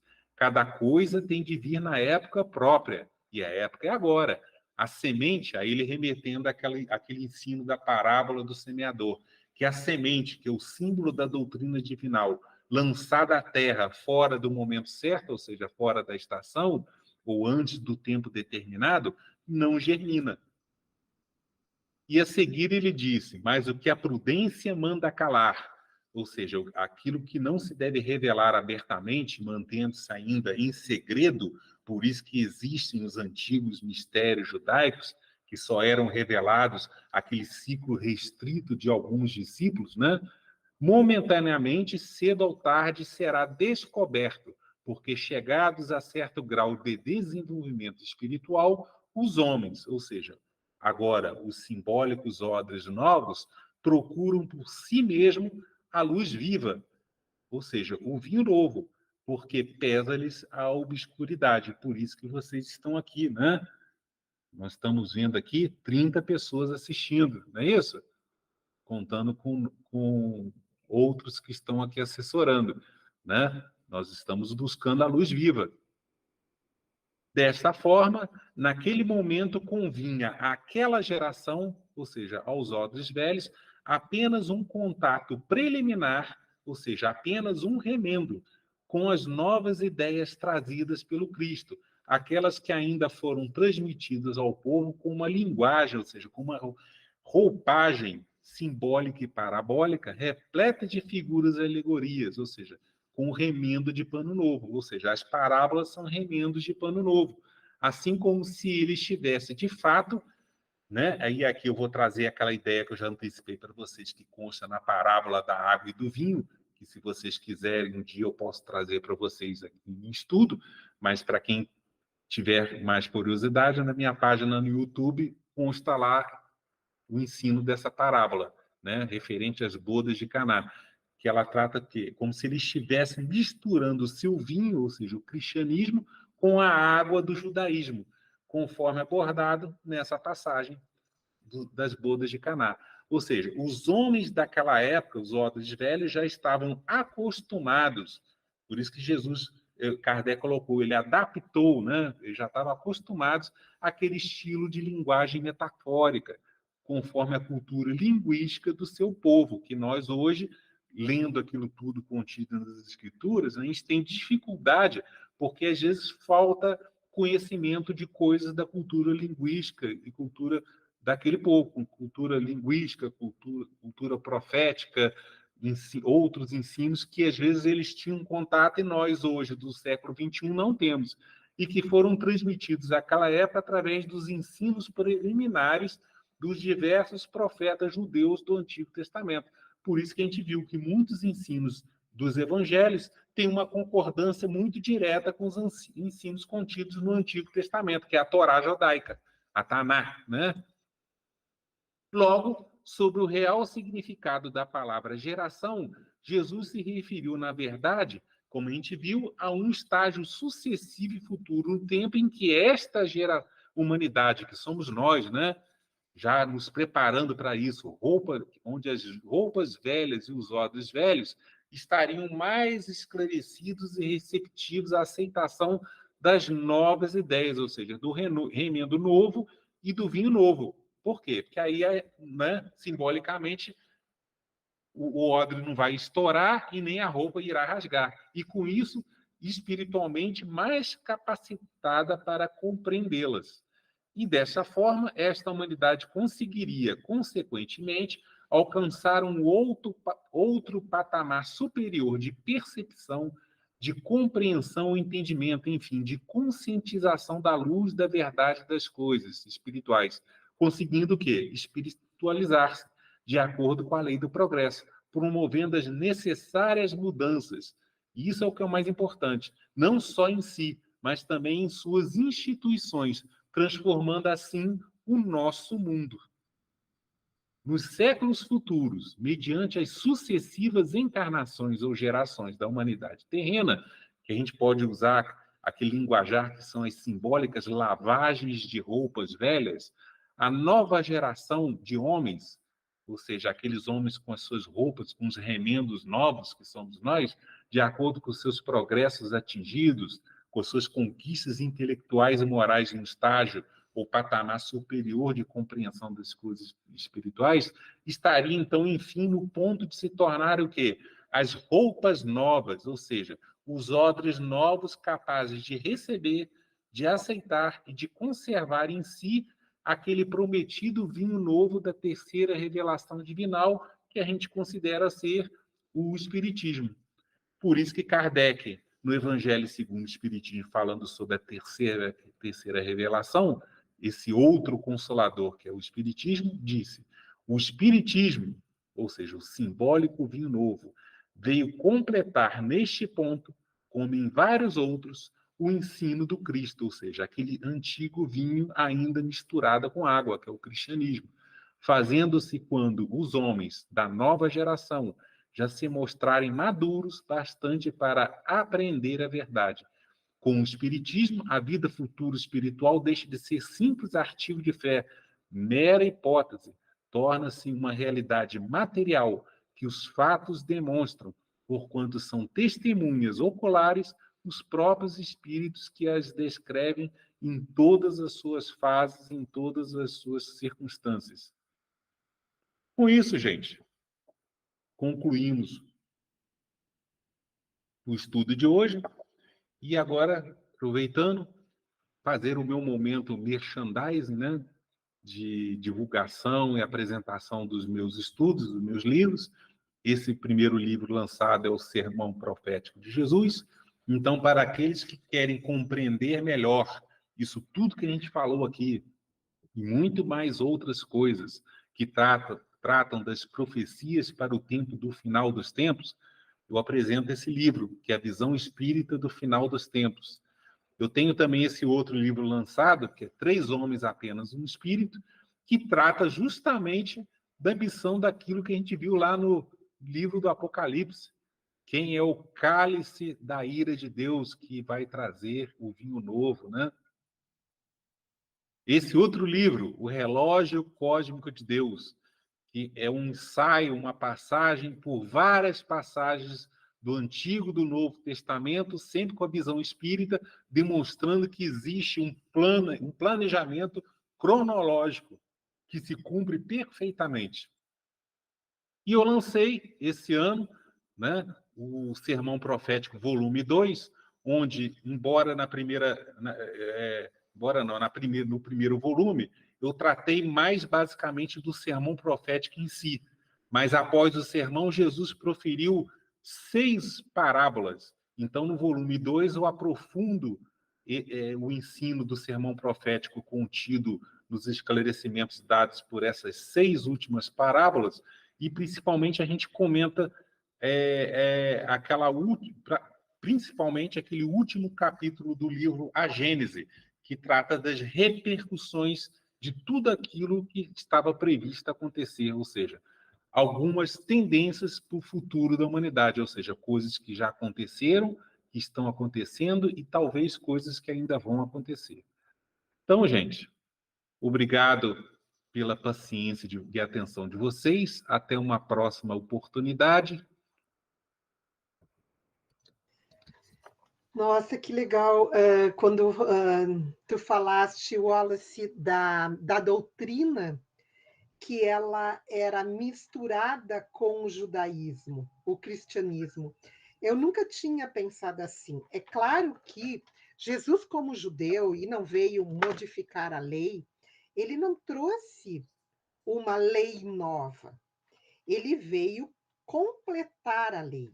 Quando tu falas que a doutrina que foi deturpada, que foi misturada à água, que é sendo a água o judaísmo, nós conseguimos compreender que esta água, chamada judaísmo, a misturada ao vinho chamado cristianismo, ele apenas dilui,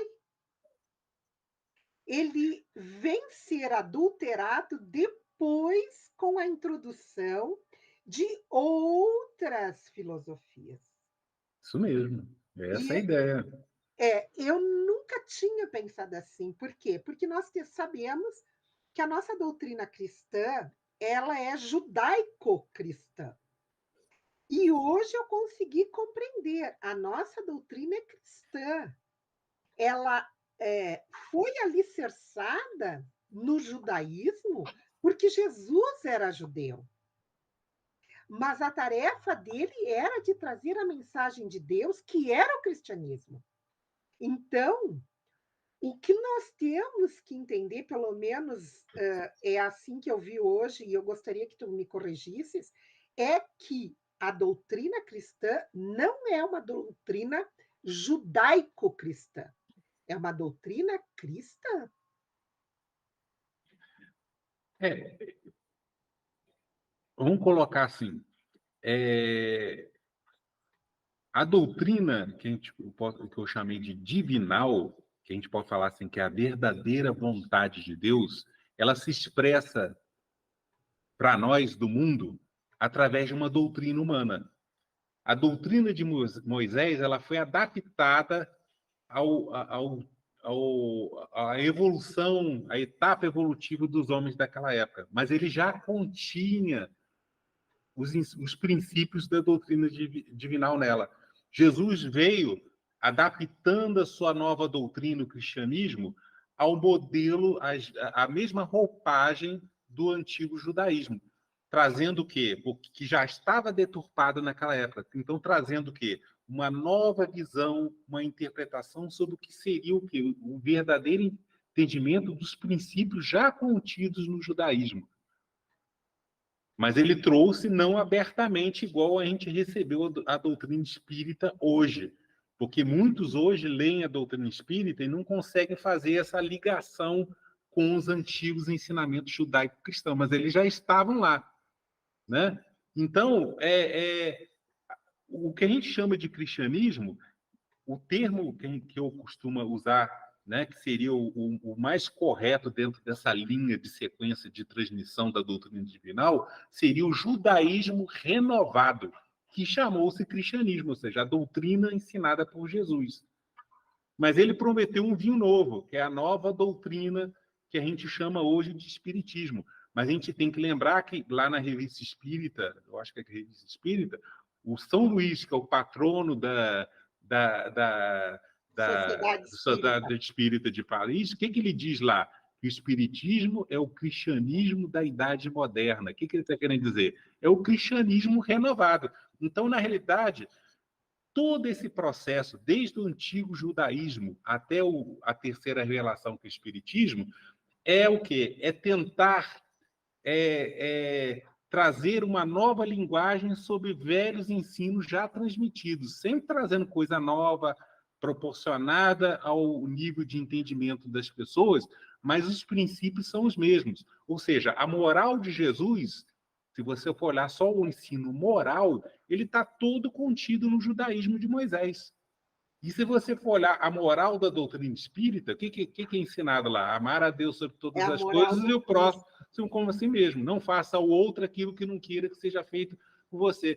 Quando Jesus citou isso, ele estava citando o livro do Levítico e a Torá judaica. Então, os princípios, né, os princípios da doutrina divinal, ou seja, da doutrina de Deus, já estavam contidos desde o antigo judaísmo.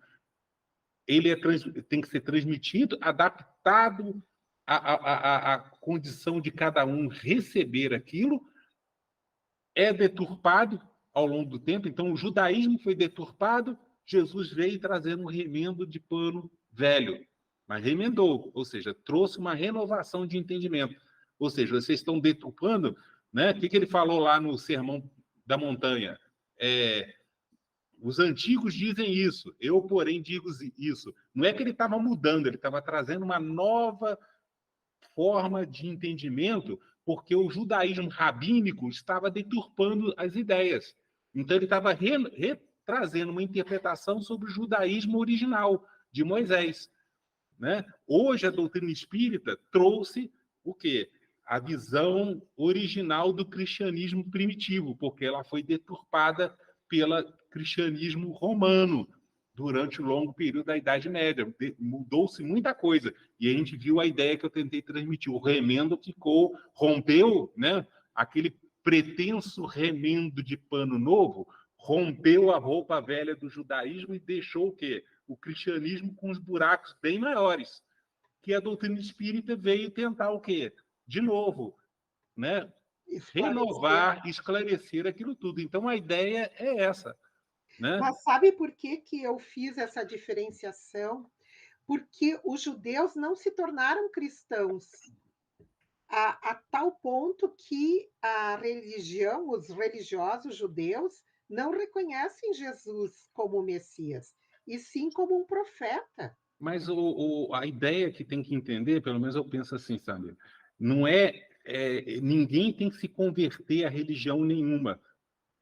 Entendeu? Porque não é a conversão. O que eu digo é que os judeus não reconheceram a deturpação do judaísmo. Mas um dia eles vão reconhecer, porque eles também eles são humanidade e um dia eles vão se tornar ordens novos. Mas não significa que o judeu vai virar cristão e que o espírito, que o cristão vai virar espírita.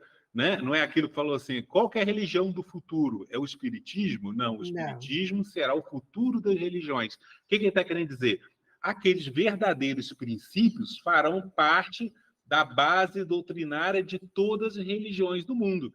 Então, o judeu não vai ver, né? Eu não estou profetizando, não, tá? Mas é a minha forma de entender. O judeu não precisa virar cristão ou espírita para fazer o certo. Ele precisa o quê? Entender qual é o princípio e pôr em prática. O cristão não precisa virar espírita para fazer as coisas certas. Basta entender quais são os princípios, a moral do Cristo e pôr em prática. Mas eu acho que ficou muito claro, Wallace. Tu trouxesse, é isso que a Samira colocou, eu também abri os meus olhos, porque nós sabemos, Jesus é governador da Terra e é Cristo de Deus há 4 bilhões e 500 milhões de anos. Nós sabemos que Jesus acompanha o nosso caminhar como humanidade terrestre desde a formatação do nosso orbe. Então, nós sabemos que desde a formatação, então, das primeiras levas humanas, até chegar aos judeus, que foram os primeiros povos monoteístas, tem todo o trabalho do Cristo, nós sabemos disso. Sim. Então, eu entendo, respeito as opiniões divergentes, a maneira de refletir, mas ficou exatamente bem claro, que nem a Samira colocou, é o Cristo. A pessoa pode agora não aceitar, porque, como tu disseste, não foram criadas religiões nem segmentos religiosos. Houve um segmento evolutivo, e os judeus têm esse papel primordial para o assentamento como um povo monoteísta no recebimento, através de todo o segmento de Moisés e paulatinamente até chegarem à vinda do Cristo. Então, é uma questão de tempo. Nós somos cristãos. E o cristianismo, através de Jesus, que comanda o nosso orbe, quer queiram, quer não. E nós sabemos todos os segmentos que trouxeram, fora da caridade de nossa salvação, o amor ao próximo, né? Tudo isso estão impregnados em todos os segmentos doutrinários mais divergentes no mundo, porque é o Cristo que está comandando. Então, para mim, ficou mais que tu fala, mais claro fica, né? E aquilo Então, que a gente é uma estava questão... conversando antes, né, Vitória? É isso aí. Se você... Existem estudos, né, que demonstram, né, para aqueles que têm olhos de ver e ouvidos para ver, que o tal Deus do Antigo Testamento, Yahvé, né, o anjo de Deus, né, na realidade, ele é o espírito do Messias. Então, Jesus participou de todo aquele processo revelatório da primeira revelação de Moisés. Ele veio pessoalmente encarnado, como Jesus transmitiu o segundo. E veio, segundo a minha crença e de muitos, né, como o espírito da verdade, participando da revelação da terceira. Então, ele faz parte desse processo. Agora, as doutrinas humanas entendem as coisas da sua forma. Igual dentro da doutrina espírita, existem também, né, divergências de opiniões. Mas o Conforme a importante é o sua seguinte: evolução e seu entendimento. É os isso aí. princípios são os mesmos. Os princípios estão contidos nessa tríade doutrinária, né, judaico-cristã e espírita, né? Não precisa um mudar para o outro. Inclusive, a gente estava falando aqui, judeus não aceitaram Jesus naquela época. Todos os judeus? Não, os cristãos eram judeus, né? O que a gente chama cristão que não era judeus eram os gentios que se converteram. Aí que teve aquela disputa que Paulo de Tarso com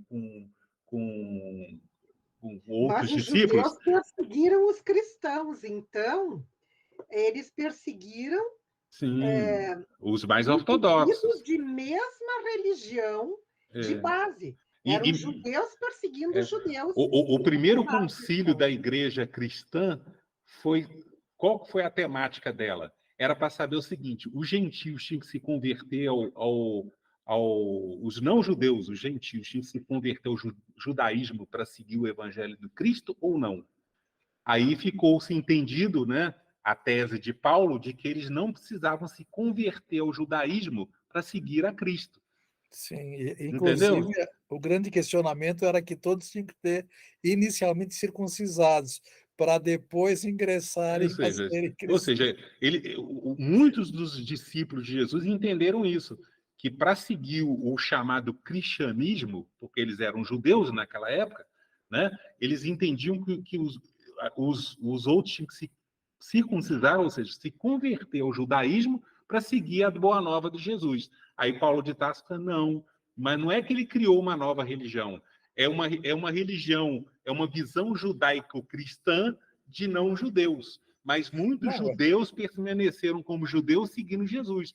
E, claro, ultimamente, a gente está vivendo uma corrente, ainda com entendimentos muito deturpados, porque eles ainda seguem a visão mais voltada pelo lado protestante, mas existe uma corrente dos judeus messiânicos, ou seja, são pessoas que se dizem judeus, isso é atual, e acreditam que Jesus foi o tal do Machia, ou seja, o Messias prometido.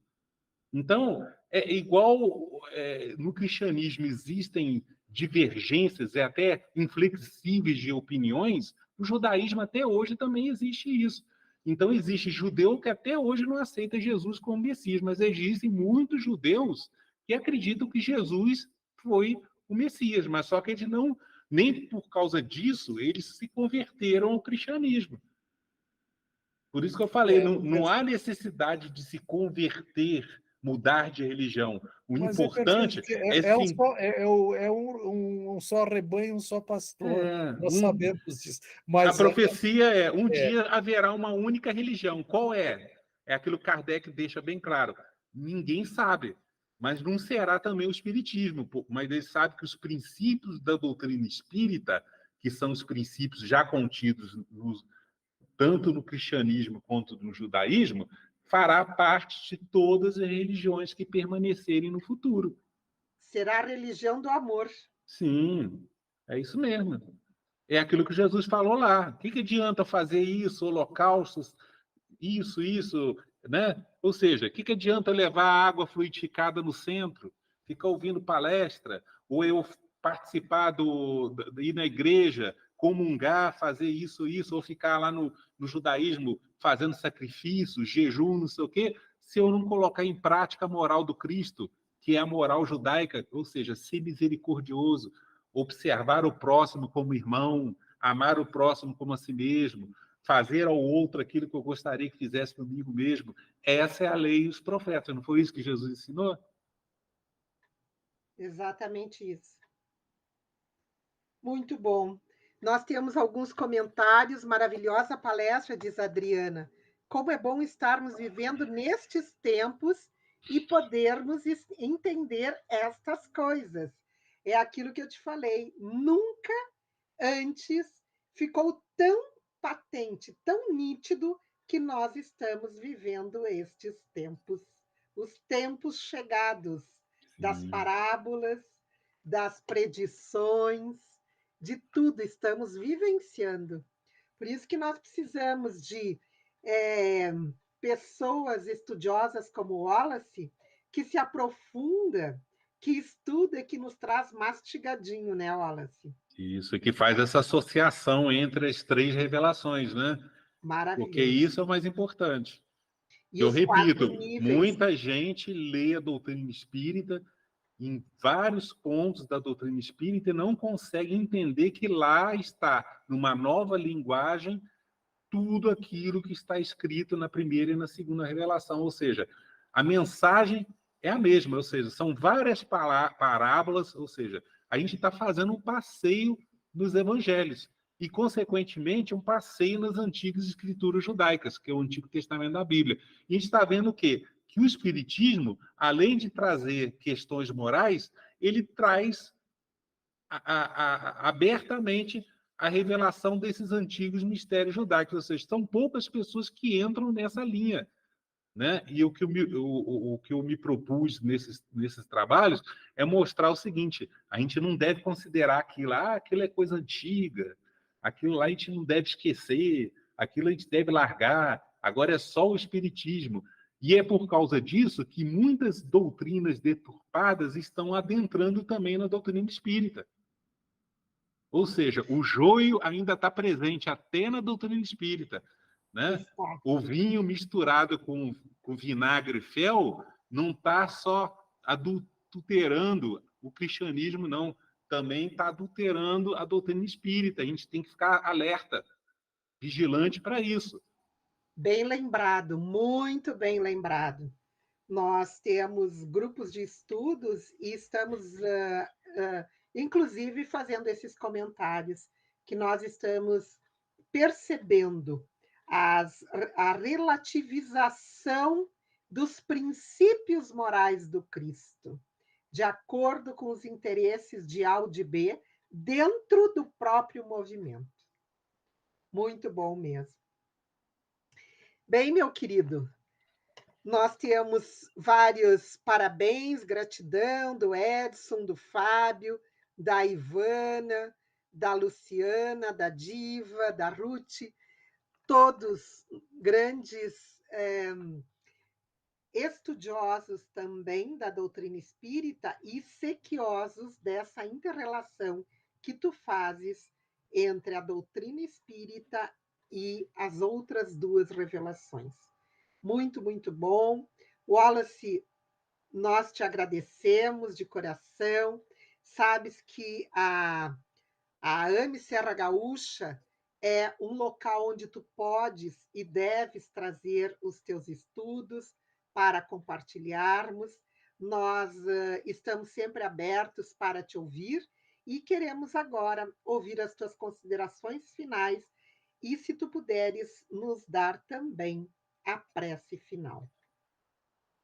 Samira, Vitória, eu agradeço imensamente essa oportunidade de poder estar falando para vocês, para os nossos ouvintes nessa noite de hoje, né? Porque, igual você falou, são raros os momentos onde a gente pode trazer Jesus de novo, né? Principalmente dentro da doutrina espírita, né? E sempre com aquele propósito de tentar, né, trazer aquilo que a gente considera ser o que é a verdade, aquilo que Kardec realmente falou. Então, eu agradeço a Deus por mais essa oportunidade de ter sido um instrumento nesse dia de hoje, junto com a Samira, junto com o Vitório e outros colaboradores, de poder estar, né, trazendo o vinho da doutrina divinal para ser novamente deitado, né? Levado aos corações, né? Aos odres velhos, mas ansiosos de se tornarem odres novos, que a gente possa conseguir renovar, né, os nossos corações, fazer com que eles fiquem mais flexíveis a essas novas ideias, né, e que a gente possa, Senhor, manter principalmente, né, quando eu trago essa visão do plano de Deus, mas com a nossa fé mais fortalecida, com a certeza de que esse mundo, né, esse barco não está sem rumo, que Deus está no comando, Jesus está no leme, né, e que tudo está caminhando do jeito que tem que caminhar. E cabe a nós, né, que estamos aqui debaixo do céu, né, habitantes do mundo, ter a paciência, a perseverança de caminhar junto com Ele. Que assim seja. Obrigada, Wallace. Obrigada a todos que estão conosco até agora. Queríamos desejar a todos uma semana excelente. Compartilhem esse link para que outras pessoas possam também se munir desses conhecimentos.